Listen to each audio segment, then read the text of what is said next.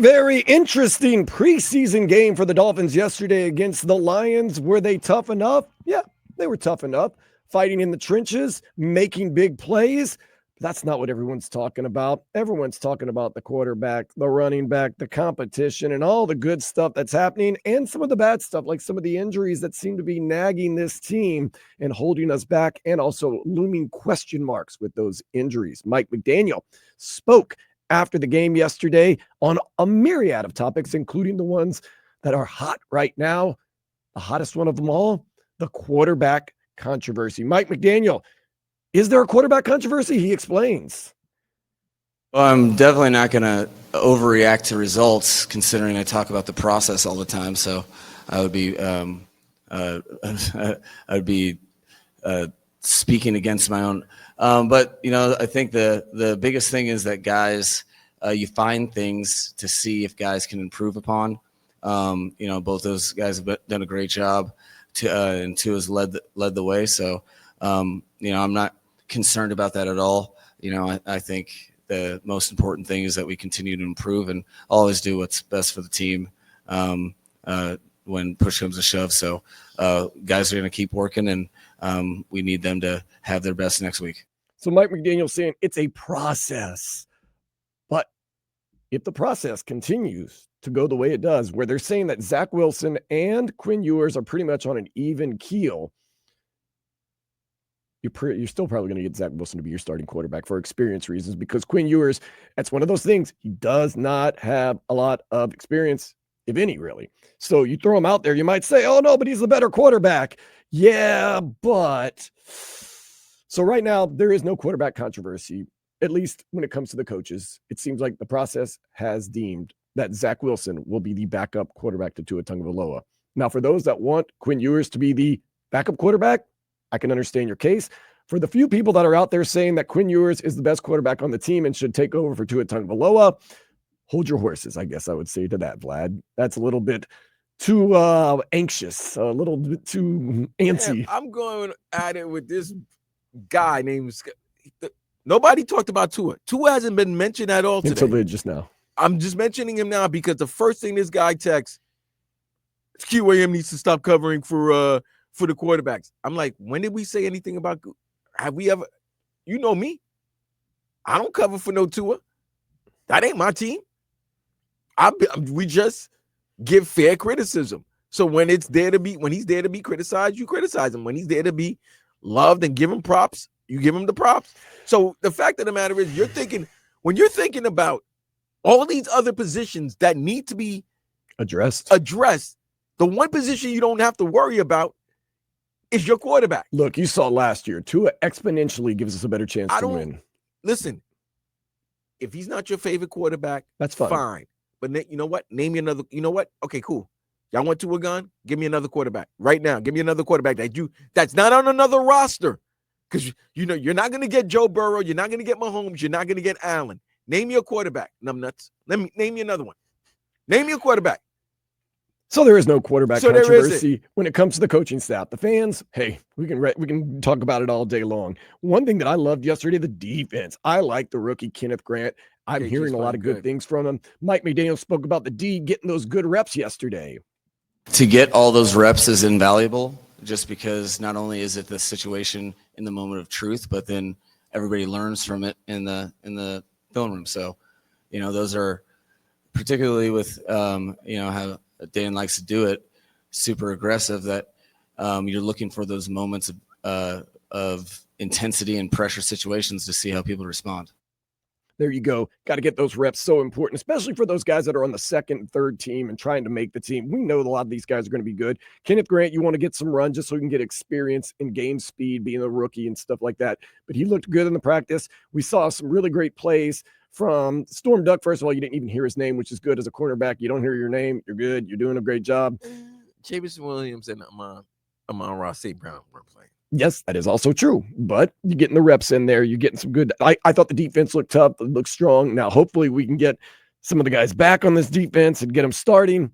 I think that front seven is going to be a force to be reckoned with, and that'll only help out everybody else on the team, especially the secondary. But the better you are on defense, the more offensive chances you get. So that front seven, And the linebacking core is strong. So that might be the strength of this team this year. I wouldn't be opposed to that at all. Your front seven? Yeah. Yeah. On defense. Might be the strength of the team.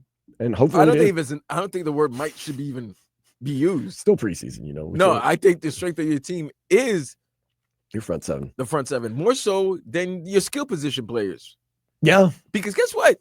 On the offensive side, I think people are starting to look a little down on the Dolphins offense.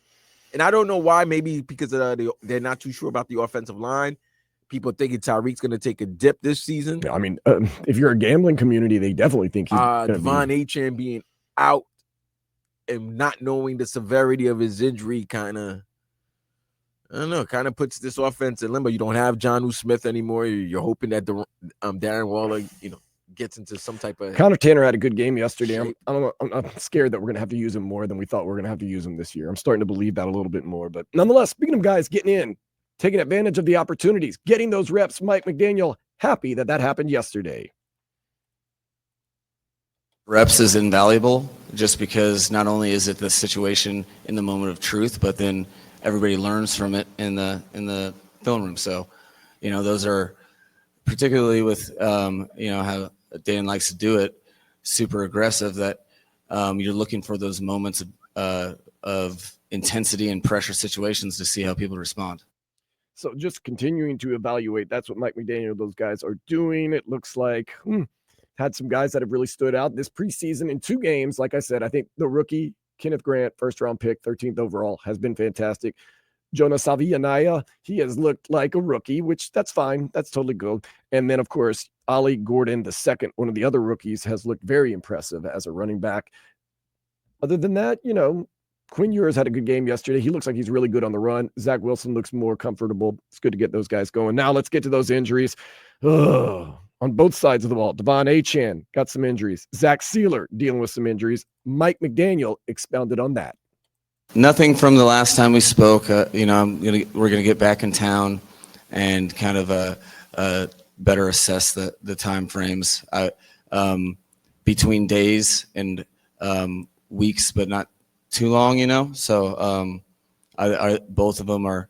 We're gonna reassess when we get back to Miami, but I'm not concerned for what you're concerned about. Okay, so there you go. Got to feel better about that, Vlad. That last sentence that he said right there, not concerned what you're concerned about. Mike McDaniel basically telling you we don't have to reveal injuries in preseason, and don't freak out.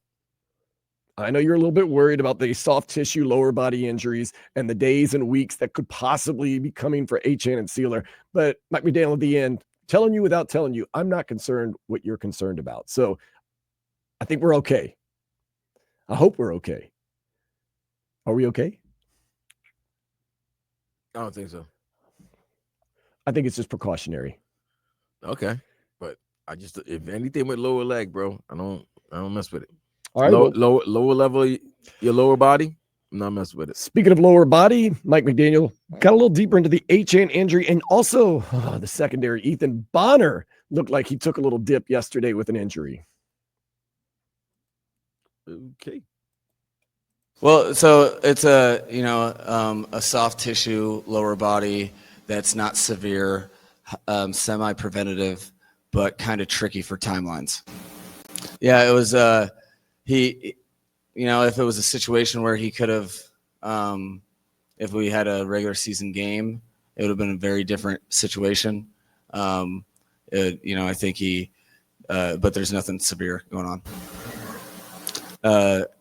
Appears to be hamstring. Don't know the severity. We'll check that out when we get back. All right, I'm starting to feel a little bit better. Achane, it's sounding more and more like it's preventative. And like you said, it is touch and go. It can be days, it can be weeks. I think it's more of a preventative thing. Ethan Bonner, he definitely pulled his hamstring yesterday. If you saw it, and if you were watching the game, he definitely pulled up and his hamstrings hurt. How much was he going to make a difference this year in the secondary? Well, we need all the bodies we can get. He's been with the team for a while. Some people saying he's going to kind of step it up this year.